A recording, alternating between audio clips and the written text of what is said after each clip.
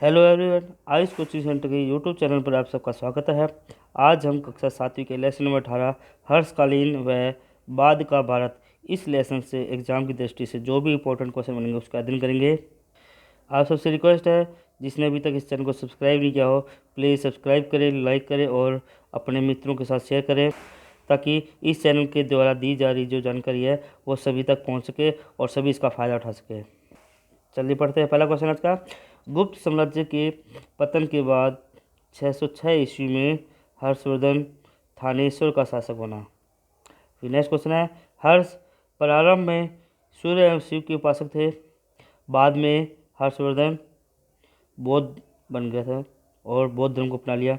फिर next question है, हर्षवर्धन के द्वारा प्रत्येक 5 वर्ष के बाद प्रयाग सभा का आयोजन किया जाता था हर्षवर्धन के द्वारा, और 643 ईस्वी में ये जो छठी सभा हुई थी इस सभा को मोक्ष परिषद भी कहा जाता है और कहा जाता है कि हर्षवर्धन ने इस सभा में अपनी सारी संपत्ति जो है दान दे दी थी। फिर नेक्स्ट क्वेश्चन, सोनीपत से जो प्राप्त मोहरें मिली है उन मोहरों पर बैल की आकृति प्राप्त हुई है। फिर नेक्स्ट क्वेश्चन है, हर्षचरित एवं अभिलेखों में हर्षवर्धन या हर्ष को हर्षदेव या महाराज धीराज भी कहा गया है। रत्नावली, प्रियदर्शिका और नागानंद ये तीनों रचनाएं हर्षवर्धन के द्वारा रची गई है। फिर नेक्स्ट क्वेश्चन है, हर्ष के दरबार में जो प्रमुख जो विद्वान था वो कौन से थे? बाणभट्ट। फिर नेक्स्ट क्वेश्चन है, हर्षचरित और कादंबरी ये दोनों रचनाएं किसके द्वारा की गई थी? बाणभट्ट के द्वारा। फिर नेक्स्ट क्वेश्चन है, हरिदत्त जो एक विद्वान था उसे भी हर्षवर्धन के द्वारा संरक्षण दिया गया था। हर्षवर्धन का जो साम्राज्य है उसे प्रांत, भुक्तियों को डिवीजन भी कहा जाता है और विषयों को जिला कहा जाता था में विभक्त था, और जो सबसे छोटी जो इकाई होती थी उसे ग्राम कहा जाता था, ग्राम। फिर नेक्स्ट क्वेश्चन है, हर्षवर्धन के समय प्रशासन को चलाने के लिए 3 प्रकार के कर लिए जाते थे। तीनों प्रकार के कर क्या नाम है? भाग, हिरण्य और बलि। भाग कर लिया जाता था, भूमि से कर था ये। हिरण्य कर बोला जाता था नगद कर को, और बलि कर बोला जाता था अतिरिक्त कर को। फिर नेक्स्ट क्वेश्चन है, हर्ष अपनी दार्शनिकता के लिए इतना ज़्यादा प्रसिद्ध था कि उसने नालंदा विश्वविद्यालय के लिए 100 से अधिक गाँव दान में दे दिया हर्षवर्धन ने। फिर नेक्स्ट क्वेश्चन है, नालंदा विश्वविद्यालय की स्थापना कौन सी सदी में हुई थी? ये स्थापना हुई थी 5वीं सदी में। फिर नेक्स्ट क्वेश्चन है, नालंदा विश्वविद्यालय में 3 पुस्तकालय स्थित है। कौन कौन से पुस्तकालय हैं? रत्न सागर, रत्नदादी और रत्न रत्नक। ये लास्ट ईयर रीट के एग्जाम में भी क्वेश्चन आया था, रत्न सागर क्या है? ये एक लाइब्रेरी है। ये क्वेश्चन इस टाइप से आया था। फिर नेक्स्ट क्वेश्चन है कि भारत के दक्षिण में राष्ट्रकूट जो राज्य है वो सबसे ज़्यादा महत्वपूर्ण राज्य था।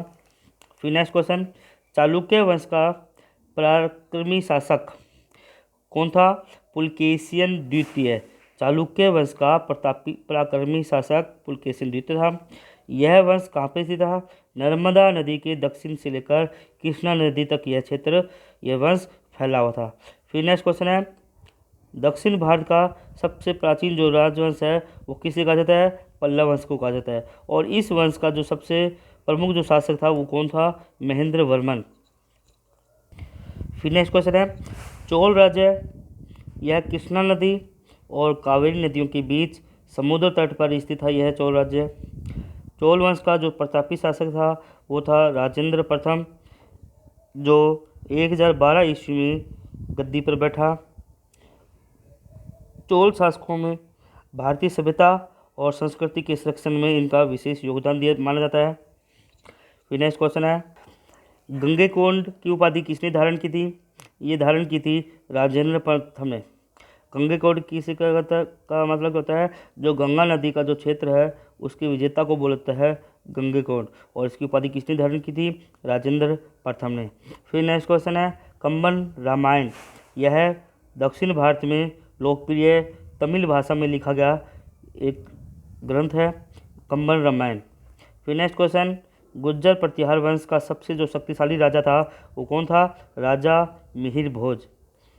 फिर नेक्स्ट क्वेश्चन, गहरवाल वंश इस वंश के संस्थापक थे चंद्रदेव। गहरवाल वंश का जो अंतिम शासक था वो थे जयचंद, जो 1170 ईस्वी में गहडवाल वंश का शासक बना था। फिर नेक्स्ट क्वेश्चन, चौहान वंश का जो प्रथम शक्तिशाली शासक था वो था विग्रहराज चतुर्थ, चौहान वंश का प्रथम शक्तिशाली शासक। फिर नेक्स्ट क्वेश्चन, पृथ्वीराज चौहान तृतीय चौहान वंश का सबसे प्रतापी शासक माना जाता है। इसके बाद नेक्स्ट क्वेश्चन है, 1191 ईस्वी में अफगान का जो सेनापति था कि गौर वंश का शासक मोहम्मद गौरी और पृथ्वीराज चौहान तृतीय के मध्य में 1191 में युद्ध हुआ था। और 1192 में जो द्वितीय युद्ध हुआ उसमें पृथ्वीराज हार गया और मोहम्मद गौरी जीत गया था। नेक्स्ट क्वेश्चन, चौहान वंश का जो राज्य था वो अजमेर से लेकर सांबर तक फैला हुआ था चौहान वंश। गोहिल वंश का प्रथम शासक था श्री गोहिल थे। इस वंश का जो प्रतापी शासक था वो थे बप्पा रावल। गोहिल वंश के सबसे प्रतापी शासक बप्पा रावल। गोहिल वंश बाद में सिसोदिया वंश कहलाया।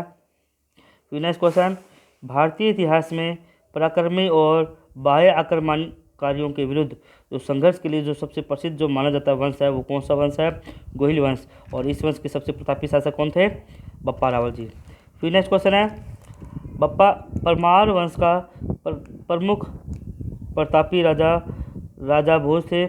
महमूद गजनवी ने किस शासक के समय सोमनाथ मंदिर पर आक्रमण व लूटपाट की थी? वो की थी 1025 ईस्वी में सोलंकी वंश के समय। नेक्स्ट क्वेश्चन, विक्रमशिला विश्वविद्यालय की स्थापना पाल वंश के काल में की गई थी। जयदेव ने गीत गोविंदम की रचना की थी कौन से काल में की थी? सेन वंश के काल में। फिर नेक्स्ट क्वेश्चन, दक्षिण भारत के जो प्रमुख राजवंश थे वो प्रमुख था 4 थे, राष्ट्रकूट राजवंश, चालुक्य, पल्लव और चौल। ये 4 राजवंश दक्षिण भारत के प्रमुख राजवंश थे।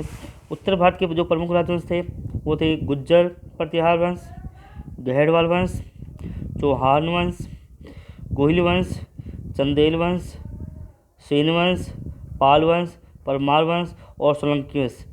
ये सारे वंश उत्तर भारत के ये प्रमुख राजवंश माने जाते हैं। फिर नेक्स्ट क्वेश्चन है, रचनाकार और उनकी रचनाएं। जो माघ के द्वारा जो रचनाकार के द्वारा जो रचना की गई वो थी शिशुपालवध। भारवी जी के द्वारा जो रचना की गई वो थी किरातुजन्यम। कल्हण के द्वारा रचित जो रचना थी वो थी रासरंगिणी। जयदेव के द्वारा रचित जो पुस्तक थी वो थी गीत गोविंदम। फिर नेक्स्ट क्वेश्चन है, स्थान व उस स्थान से संबंधित मंदिर। भुवनेश्वर स्थान पर जो मंदिर प्रसिद्ध है वो कौन सा है? लिंगराज जी का मंदिर है। कोणार्क में सूर्य मंदिर फेमस है। पुरी में जगन्नाथ मंदिर ये कुछ प्रसिद्ध है। आज के लिए इतना ही। लेसन नंबर 18 में जो भी इंपॉर्टेंट क्वेश्चन बने उसका अध्ययन हमने अभी किया। आपसे रिक्वेस्ट है जिसने अभी तक इस चैनल को सब्सक्राइब नहीं किया हो प्लीज़ सब्सक्राइब करें, अपने मित्रों के साथ शेयर करें और लाइक करें। धन्यवाद।